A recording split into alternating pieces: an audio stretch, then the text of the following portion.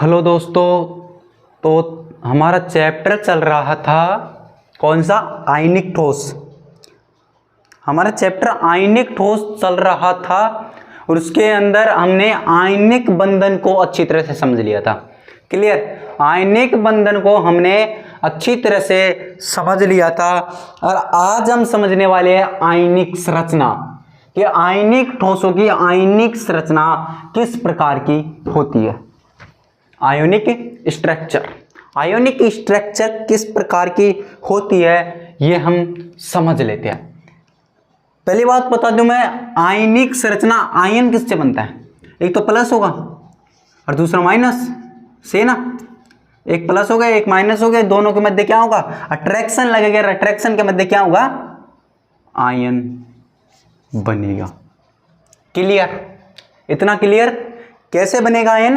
कि एक तो प्लस होगा एक माइनस होगा, दोनों के बीच क्या आएगा? अट्रैक्शन लगेगा। अट्रैक्शन, और अट्रैक्शन के फलस्वरूप आयन बन जाएगा। आयन बात करें तो कुछ ऐसे भी लवण है, कुछ ऐसे लवण है, ऐसे सोल्ट है जिनमें धनायन ऋणायन से बड़ा होता है। ये तो है नहीं लवणों में वे दोनों प्लस और माइनस सेम हो नहीं सकता। ये क्या तो प्लस होगा बड़ा, क्या माइनस होगा बड़ा। अधिकतर बात करें तो माइनस बड़ा होता है, बात करें तो माइनस बड़ा होता है। फिर भी हम बात करें, बहुत कम ऐसे लवण देखे गए जिनमें माइनस से बड़ा प्लस था। माइनस से बड़ा क्या था? प्लस था। उनमें धनायन बड़ा होता है, ऋणायन छोटा होता है। क्लियर? क्लियर? जब हम जानते हैं कि जो आयन होता है वो गोलाकार ठोस होता है। क्या होता है? गोलाकार ठोस होता है। तो ठोस कैसे होगा? गोलाकार इस प्रकार का होता है। क्लियर? जब हम दो आयनों को पास लाते हैं इस प्रकार, लिया है पास, इन दोनों को क्या पास लाए हमने,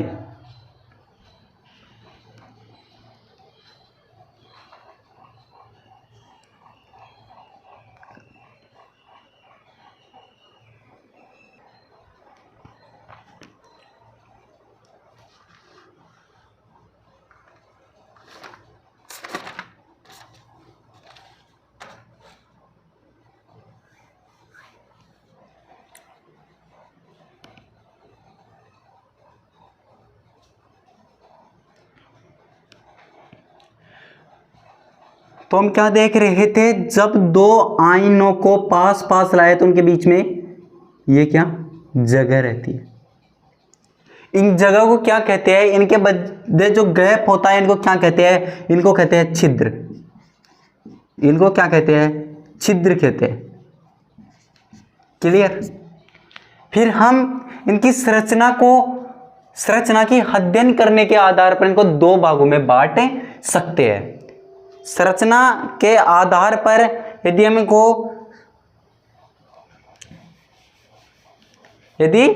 इनको संरचना के अध्ययन के आधार पर बांटे तो आयनिक संरचना को हम मुख्यतः दो भागों में बांट सकते हैं।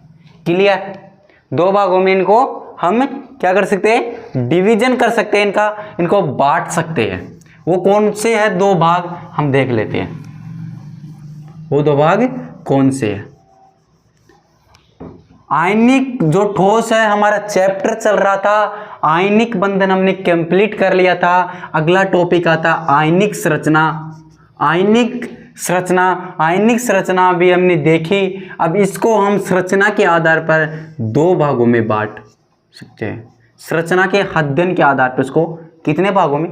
दो भागों में इसको बांट सकते हैं। हम देखना चाहते हैं वो दो भाग कौन कौन से हैं। एक तो आएगा कि क्रिस्टलों में जो क्रिस्टल होते हैं उनमें आयन होते हैं। क्लियर बात? क्रिस्टल होते हैं उनमें आयन होते हैं, वो आयनों का जो संकुलन होता है ना उसके आधार पर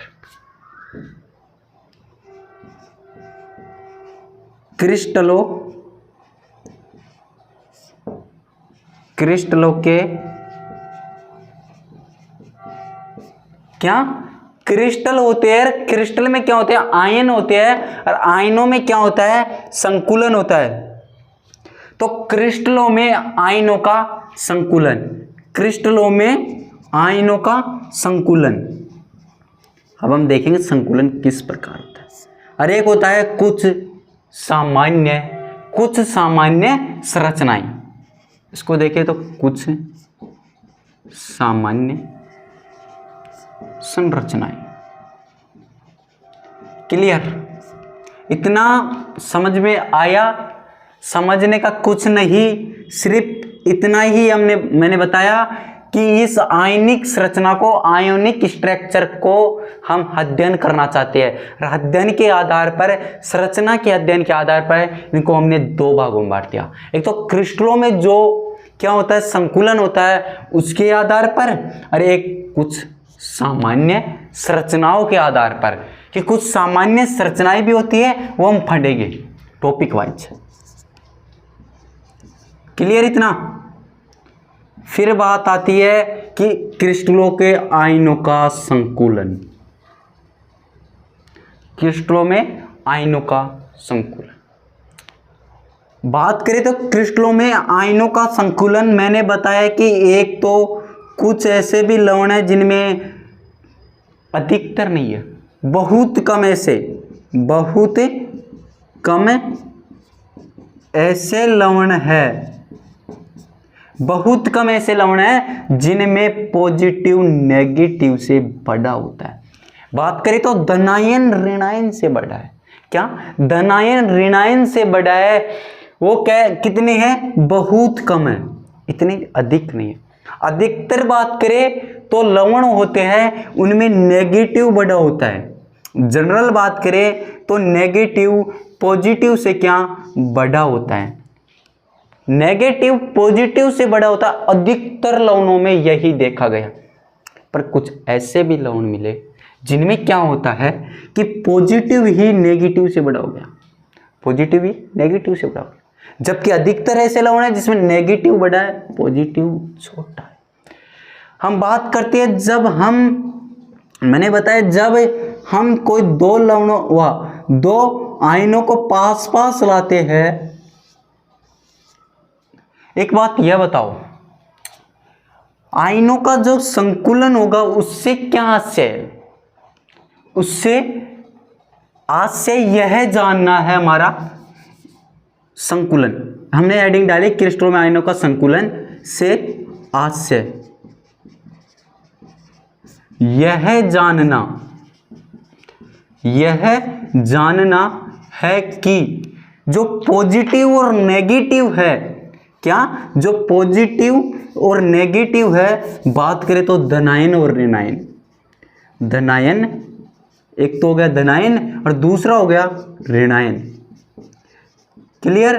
धनायन और ऋणायन क्या कम से कम स्थान में संकुलन हो, वो क्या हो, कम से कम स्थान में क्या हो, संकुलित हो।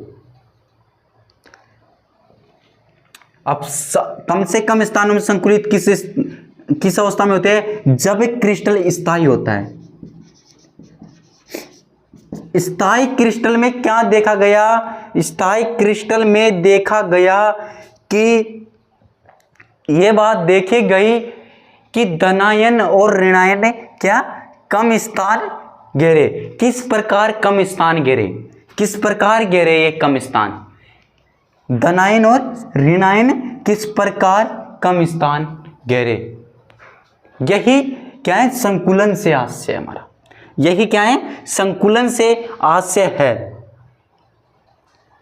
तो फिर मैंने बताया कि अधिकतर तो क्या है, अधिकतर नेगेटिव बड़े होते हैं, पॉजिटिव छोटे होते हैं। क्लियर? और तो बहुत कम ऐसे लवण भी मिले कि जिनमें पॉजिटिव बड़ा था, नेगेटिव छोटा था। क्लियर? इतना। तो क्रिस्टलों में आयनों का संकुलन से आशय यह जानना है कि स्थायी जो क्रिस्टल होते हैं, स्थायी क्रिस्टल, उसमें धनायन और ऋणायन किस प्रकार कम से कम स्थान घेर सके, किस प्रकार वो कम से कम स्थान घेर सके, यही हम संकुलन का या आज से निकलता है। क्लियर। फिर हम देखते हैं कि जो क्रिस्टलों में आयनों का संकुलन है, इसको हम दो भागों में डिवीजन करते थे। क्या? दो भागों में इसको डिवीजन करते हैं। दो भाग कौन कौन से? वो दो भाग जिनमें इसको डिवीजन करते हैं। एक तो हो जाएगा ऋणायनों का संकुलन। क्या हो जाएगा? एक तो हो जाएगा ऋणायनों का संकुलन, एक तो हो जाएगा ऋणायनों का संकुलन।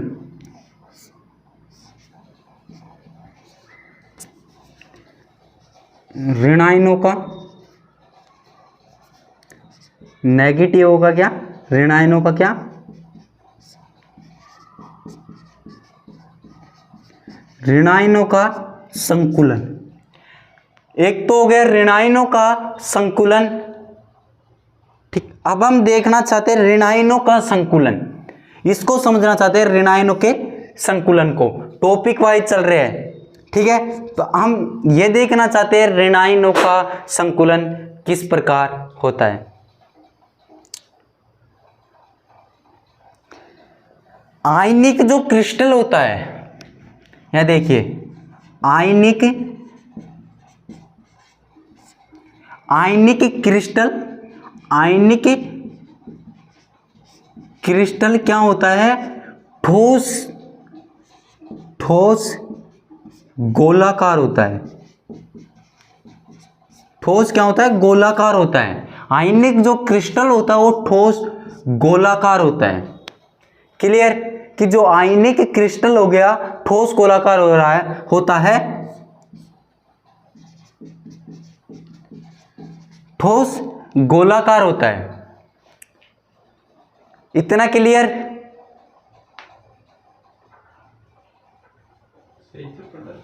सही से ना?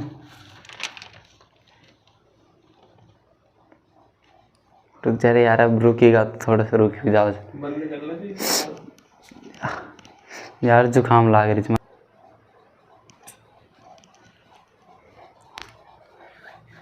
आयनिक संरचना को हमने क्या दो भागों में बांट दिया दो भागों में। फिर क्या क्रिस्टलों के संकुलन को भी हमने दो भागों में बांटा, जिसको पहला भाग हम पढ़ रहे हैं ऋणायनों का संकुलन। ऋणायनों का संकुलन। अब ऋणायनों का संकुलन क्या होता है? जब किसी आयनिक क्रिस्टल की संरचना को ठोस गोलाकार आयनों के संकुलन से बनी 2D, ये क्या है? 2D सतह को एक दूसरे के ऊपर रखा जाता है, एक दूसरे के ऊपर रखा जाता है। तो क्या ऋणायनों का जो संकुलन होता है वो प्राप्त होता है। देख, जब किसी आयनिक क्रिस्टल की संरचना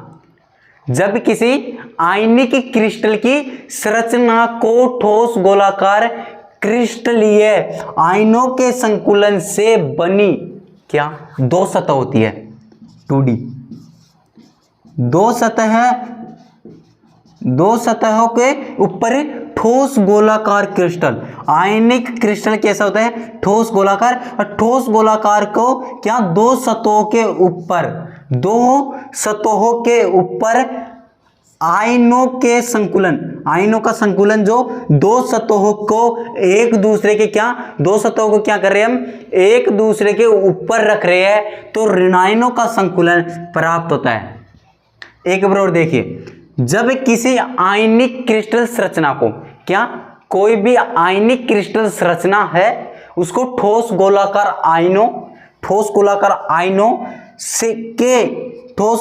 आयनों के संकुलन से बनी 2D संरचना। संकुलन से कौन सी संरचना बन रही है? 2D संरचना। ऐसे समझे कोई दो सतह है, क्या दो सतह है?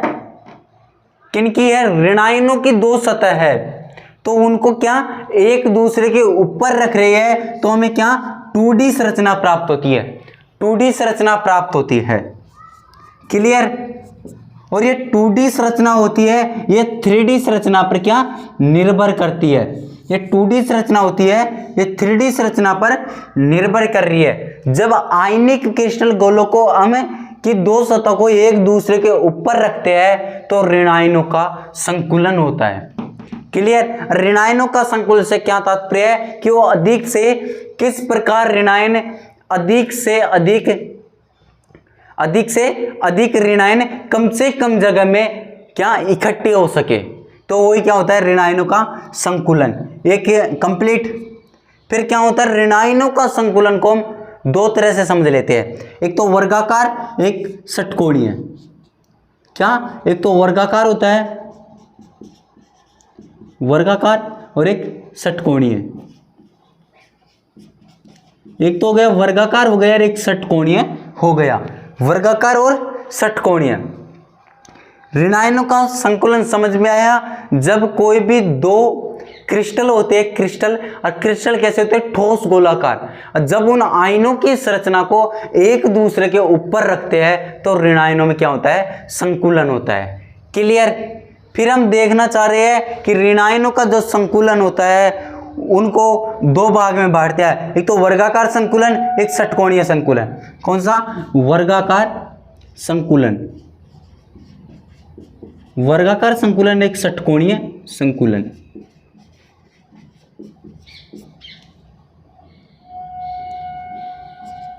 दो भागों में बांटते हैं, वर्गाकार संकुलन, षटकोणीय संकुलन। तो हम पहले वर्गाकार संकुलन को समझ लेते हैं, फिर षटकोणीय को समझेंगे। फिर हम देखते हैं वर्गाकार संकुलन। क्या? वर्गाकार संकुलन। ऋण आयनों का संकुलन को हमने क्या दो भागों में बांट दिया, एक तो वर्गाकार और एक षटकोणीय। तो षटकोणीय से पहले हम वर्गाकार को पढ़ लेते हैं। किसको? वर्गाकार को। वर्गाकार संकुलन किस प्रकार होता है? वर्गाकार संकुलन आयनिक संरचना। फिर हमने क्या ऋण आयनों का जो संकुलन है उसको कितने भागों में बांट दिया था? दो भागों में बांट दिया था। एक तो वर्गाकार संकुलन और एक षटफलकीय या कहे तो षष्ठफलकीय संकुलन। षष्ठफलकीय संकुलन। पहले हम वर्गाकार संकुलन को करते हैं। वर्गाकार संकुलन। वर्गाकार संकुलन इसको एक चित्र के माध्यम से समझते हैं, डायग्राम माध्यम से। यहां हमने क्या आयनिक क्या होते हैं गोले होते हैं ठोस, और इन ठोस गोलों क्या पास पास ला रहे हैं इस प्रकार।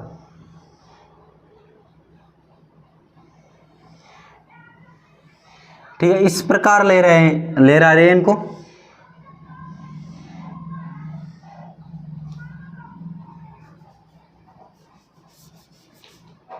इनको क्या पास पास ले रहा है इस प्रकार।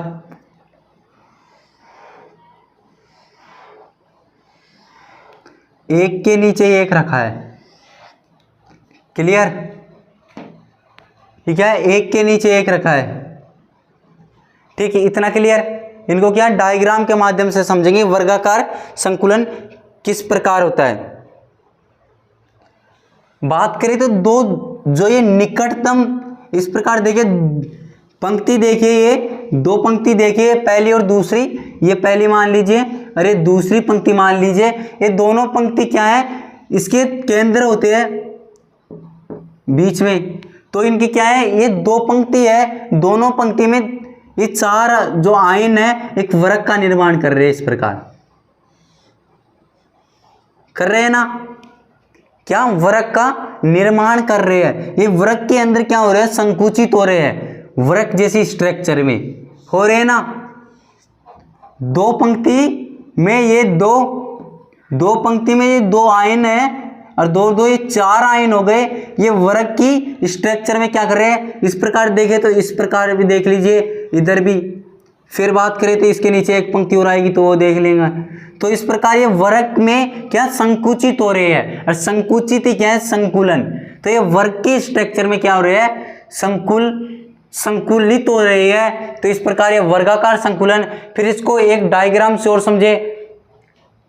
इस प्रकार देखें तो इस दो पंक्ति हो गई है, एक ये पंक्ति है एक पंक्ति, फिर इसके अंदर ये केंद्रक हो गए इनके।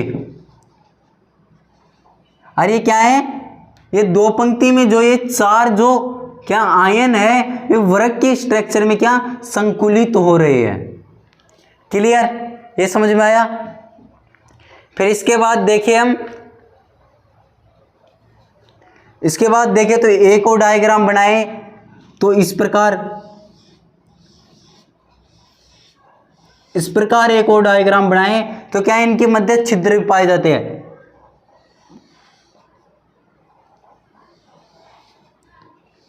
इस प्रकार बनाए तो इनके इस प्रकार बनाए तो इनके मध्य ये छिद्र से दिख रहे होगा। इनके मध्य क्या, इनके मध्य ये छिद्र से दिख रहे होगा। ये यहां पर दिख रहे, मध्य जो गैप होता है इनके मध्य क्या गैप है। आप देख सकते हैं यहां पर इस गोले को लाए तो यहां पर क्या है गैप है। तो इन गैप को क्या कहते हैं, छिद्र कहते हैं। छिद्र क्या कहते हैं, छिद्र कहते हैं। छिद्र, इन गैप को क्या कहते हैं, छिद्र कहते हैं। क्लियर। ये दो पंक्ति में क्या ये चार आयन संकुलित हो रहे हैं किस स्ट्रक्चर में, वर्गाकार स्क्वायर स्ट्रक्चर में क्या संकुलित हो रहे हैं। तो एक वर्ग से स्ट्रक्चर प्राप्त हो रहे हैं इस प्रकार। क्लियर। फिर क्या इनको देखा गया तो इनके मध्य गैप पाया जाता है। ठीक, गैप पाया जाता है। इन गैप को क्या कहते हैं, छिद्र कहते हैं। इन गैप को क्या कहते हैं, छिद्र कहते हैं। तो क्या इनके मध्य क्या एक वर्ग सा बन रहा है, क्या वर्ग का निर्माण हो रहा है। यहां पर क्या वर्ग का निर्माण हो रहा है। इस प्रकार इसको इस कारण इसको क्या कहते हैं, वर्गाकार संकुलन कहते हैं। इसको क्या वर्गाकार संकुलन कहते हैं इसको। पहली और दूसरी पंक्ति में देखें तो ये चार आयन है, ये चार आयन वर्ग की स्ट्रक्चर में क्या संकुलित हो रहे हैं और एक वर्ग का निर्माण कर रहे हैं। वर्ग का निर्माण करने के कारण इसको क्या वर्गाकार संकुलन कहते हैं। क्लियर। इसको क्या वर्गाकार संकुलन कहते हैं। फिर हम देखें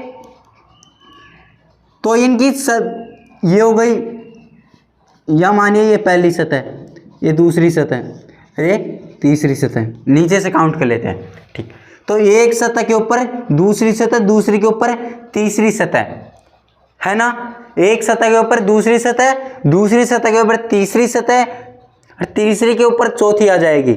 इस प्रकार ये क्या करते हैं, ये स्थान ग्रहण करते हैं। एक सतह के ऊपर दूसरी सतह, दूसरी के ऊपर तीसरी सतह, जब इनको इस प्रकार हम जमाते हैं स्थान वाइज, पंक्ति वाइज, तो इनके मध्य क्या गैप सा मिलता है, गैप पाया जाता है इनके मध्य। और इन गैप को क्या कहते हैं, छिद्र कहते हैं। इन गैप को क्या कहते हैं, छिद्र कहते हैं।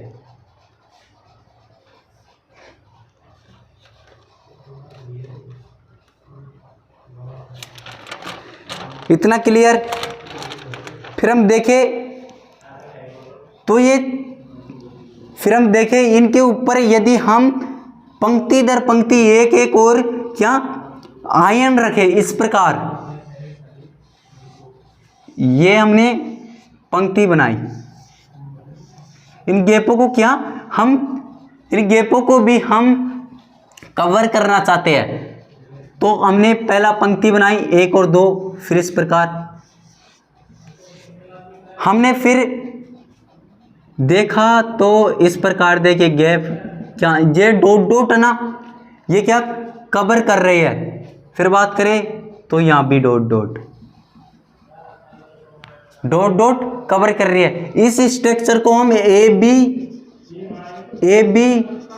बी ऐसे डॉट डॉट डॉट व्यवस्था कहते हैं। ए बी व्यवस्था। और इस व्यवस्था में केवल 56% ही क्या, 56% ही जो ये छिद्र होते हैं वे कवर होते हैं। कितने परसेंट, 56% ही कवर होते हैं। क्या 56% ही कवर होते हैं। 44% रिक्त रहते हैं। ये 44% क्या रहेंगे, रिक्त रहेंगे। क्लियर। फिर हम बात करें, यदि हम इसको बात किया, फिर यहां पर हमने एक दो और बना दिए इस प्रकार, है ना। फिर हमने क्या देखा कि यहां से इस प्रकार एक वर्ग का निर्माण, घन का निर्माण हो रहा है, घन का निर्माण इस प्रकार। जब ऐसे दो घन मिलते हैं तो उसको कहते हैं घनीय स्ट्रक्चर, घनीय घन संरचना।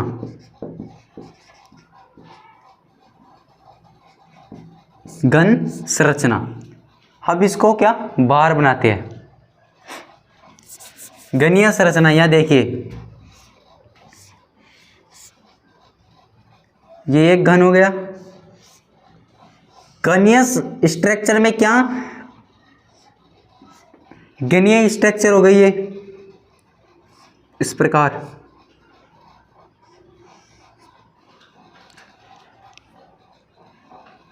क्लियर। इस प्रकार ये घनीय स्ट्रक्चर हो गई। ये दो घन बना दिए मैंने, दो घन। तो एक तो ये हो गया,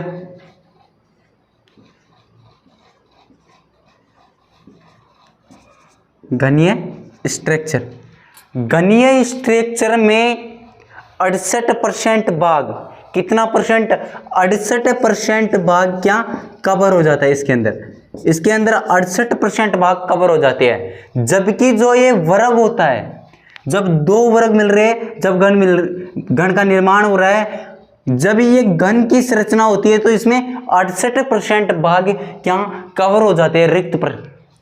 और इसमें क्या 56% ही कवर हो रहे हैं। तो जी इसको ए बी संरचना कह रहे हैं, जिसमें 56% ही क्या रिक्त स्थान कवर हो रहे हैं, 44% स्थान रिक्त रह जाता है, इसमें 68%।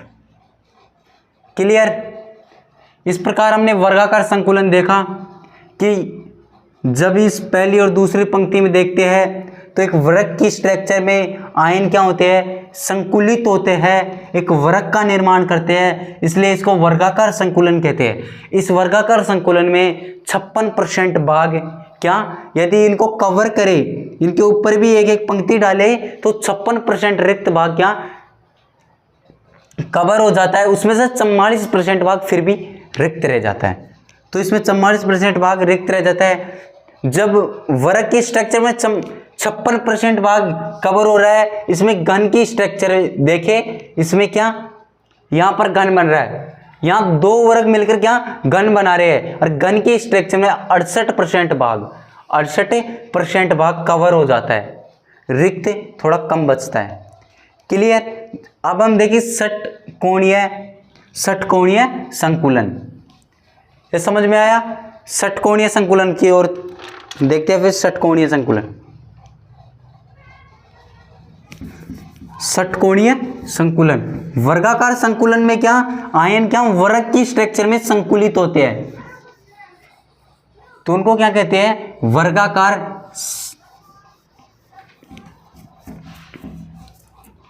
संकुलन। वर्गाकार संकुलन हो गया। फिर हम देखते हैं षटकोणीय संकुलन।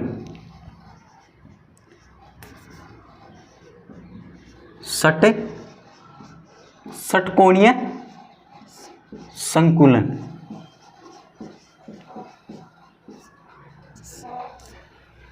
षटकोणीय संकुलन, षटकोणीय संकुलन में क्या होता है, षटकोणीय संकुलन में प्रत्येक 6 गोले, जैसे देखे तो वर्गाकार में क्या थे, वर्ग में 4 गोले थे, 4 गोले थे, और वर्ग की स्ट्रक्चर में क्या संकुलित हो रहे थे।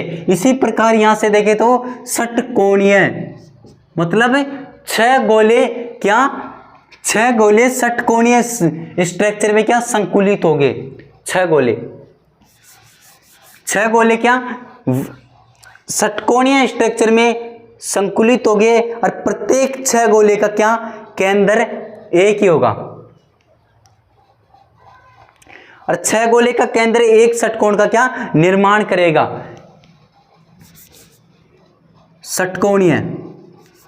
जैसे इसमें 6 वर्गाकार में 4 गोले थे, उसी प्रकार जिसका प्रत्येक का एक एक केंद्र था, इसी प्रकार 6 गोले क्या, 6 गोले जिनका प्रत्येक माने तो 6 केंद्र, 6 केंद्र, 6 केंद्र क्या, 6 केंद्र एक षटकोणीय संकुलन का निर्माण करते हैं।